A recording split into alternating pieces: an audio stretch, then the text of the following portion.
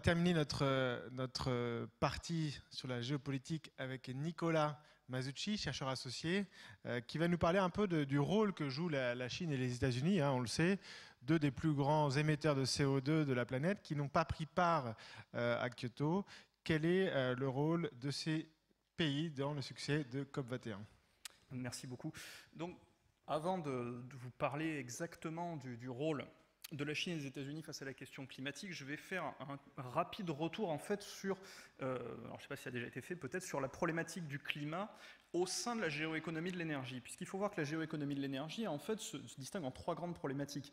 L'accès à l'énergie, la sécurité énergétique et la lutte contre le changement climatique, mais qui n'est en fait que la dernière arrivée sur la scène internationale. C'est véritablement au début des années 90 que cette question en termes de géoéconomie de l'énergie, en termes d'équilibrage des mix énergétiques, de question des approvisionnements énergétiques, a véritablement fait son entrée comme une grande problématique internationale. Et à partir de là, qui a donné naissance à, justement au protocole de Kyoto.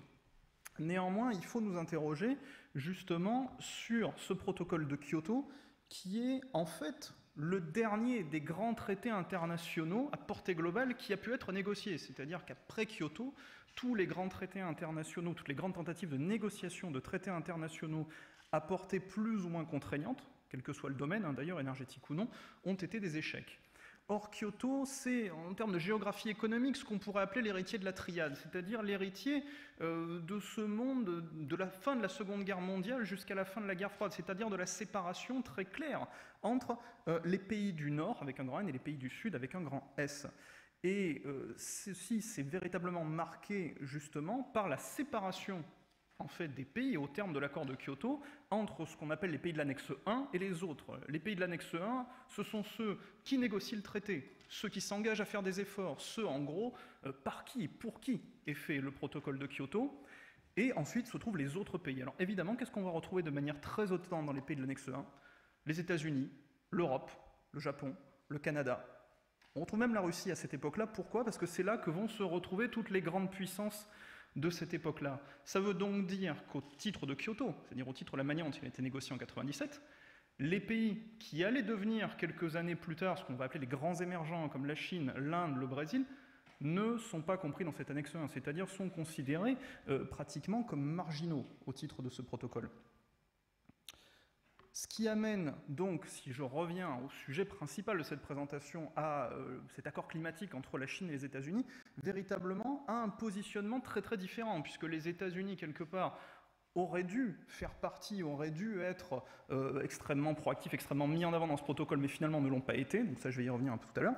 Et la Chine, elle, à cette époque-là, était non pas marginalisé, mais était véritablement considéré, au titre des objectifs de Kyoto, comme un pays secondaire, de la même manière que l'Inde ou de la même manière que les autres grands émergents. Or, qu'est-ce qu'on a vu par rapport à ce protocole de Kyoto? C'est que, hors d'Europe, les grandes puissances, celles par qui et pour qui était fait ce protocole, ont rechigné à le signer, rechigné à le ratifier. Et finalement, il a fallu attendre la décision de la Russie en 2004 pour que le protocole de Kyoto entre en vigueur en 2005. Donc vous voyez un protocole qui est négocié sur les bases de 1990, négocié en 1997, qui ne rentre en vigueur qu'en 2005. En théorie, il aurait dû prendre fin en 2012, sauf qu'à partir de l'échec des conférences climatiques, à partir de celle de 2009 à Copenhague, le protocole de Kyoto était prolongé sine die. Donc pour l'instant, jusqu'à ce qu'on trouve autre chose, on est sur un protocole de Kyoto plus ou moins modifié. Néanmoins, on a vu quand même de véritables effets en termes économiques, et notamment si on prend, bon, ce sont des chiffres de la Banque mondiale, si on prend l'évolution des financements dédiés à l'efficacité énergétique et aux énergies renouvelables dans le monde, on voit à partir de l'entrée en vigueur du protocole de Kyoto que là, il y a eu un véritable boom.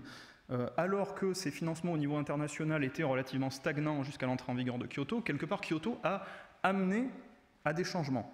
Certes mineurs, mais au moins il a eu cet effet-là.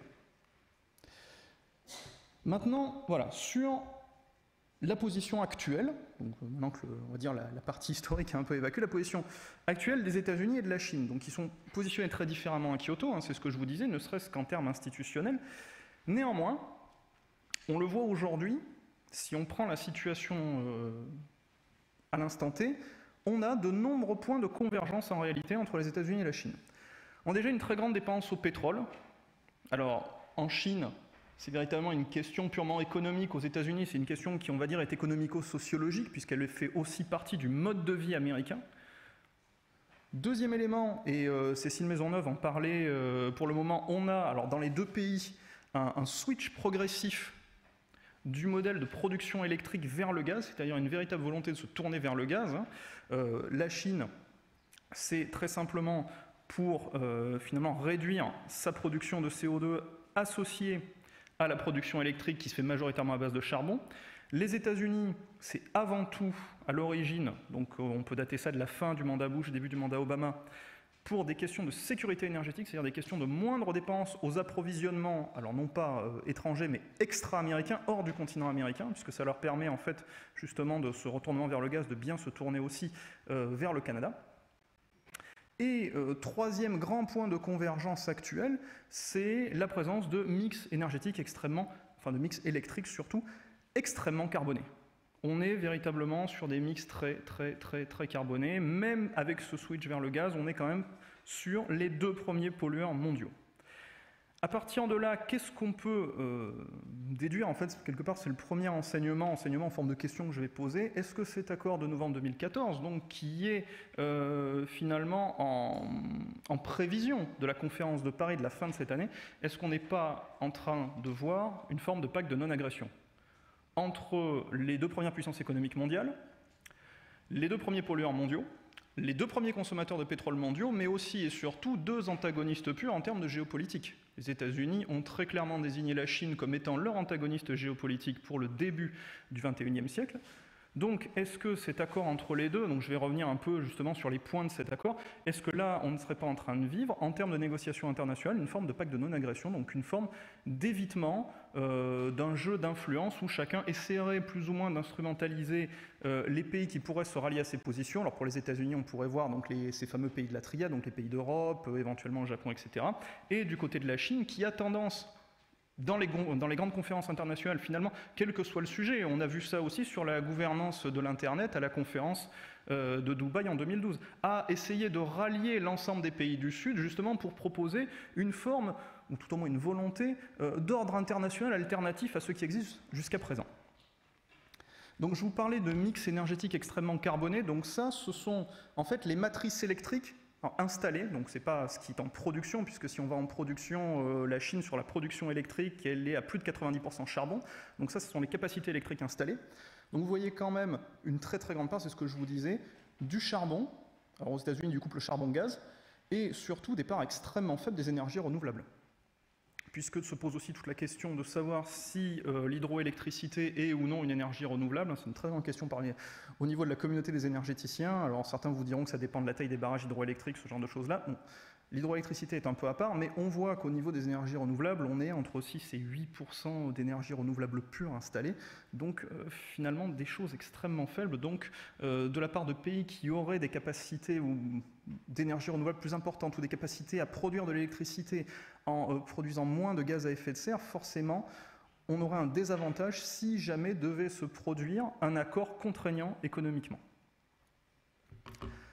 De même, on voit que ces deux pays, alors surtout dans le cas de la Chine, ont augmenté leur production de CO2. Alors là, il y a uniquement le CO2, il faudra rajouter les autres gaz à effet de serre, les dioxydes d'azote ou les composés azotés, ou les composés soufrés.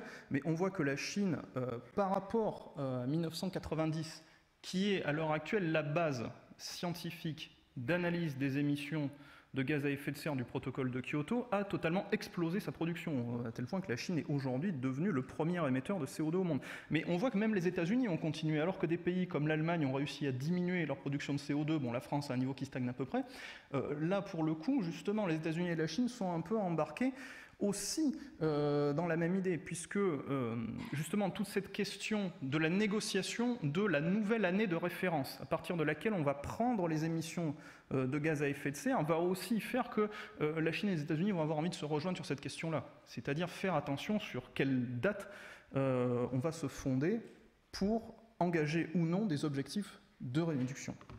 Alors aux États-Unis, qu'est-ce qui se passe ? Si on reprend un peu ce qui s'est passé historiquement, eh ben, le protocole de Kyoto, oui, a été négocié et a été signé par les États-Unis. Néanmoins, ça n'est pas au niveau de l'administration américaine qu'il a été bloqué, c'est au niveau du Sénat. C'est ce qu'on appelle la résolution Byrd-Hagel d'août 1997, donc 4 mois avant les négociations de Kyoto, ce qui fait qu'en fait, dès la fin de l'été 97, on savait de toute façon que le protocole de Kyoto serait obligatoirement un échec, puisque les États-Unis ne pourraient pas s'y rallier.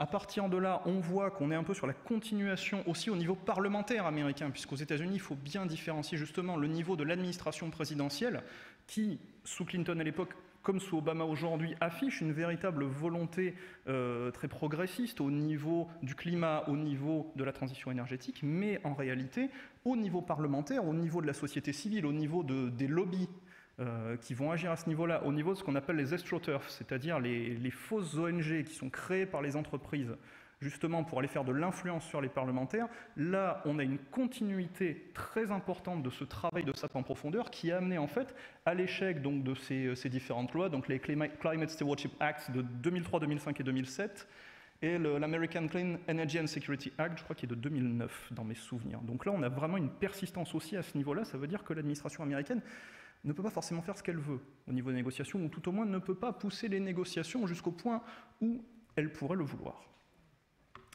Au niveau chinois, qu'est-ce qu'on voit? On voit qu'on est là sur un changement aussi de mode de vie en profondeur. On n'est pas que sur une augmentation démographique de la population chinoise, on est aussi sur une véritable transition sociologique, donc qui est marquée notamment par ce petit graphique sur l'évolution du nombre d'automobiles pour 1000 habitants. Vous voyez, hein, on n'est pas du tout sur une ligne droite, on est sur une exponentielle. Donc ça veut dire qu'il y a aussi une modification du mode de vie chinois. Quand vous combinez ça forcément à une augmentation de la démographie chinoise, on se retrouve là aussi sur un problème d'émissions de CO2 qui, si on en reste à la manière dont cela fonctionne à l'heure actuelle, on va arriver sur un problème extrêmement important.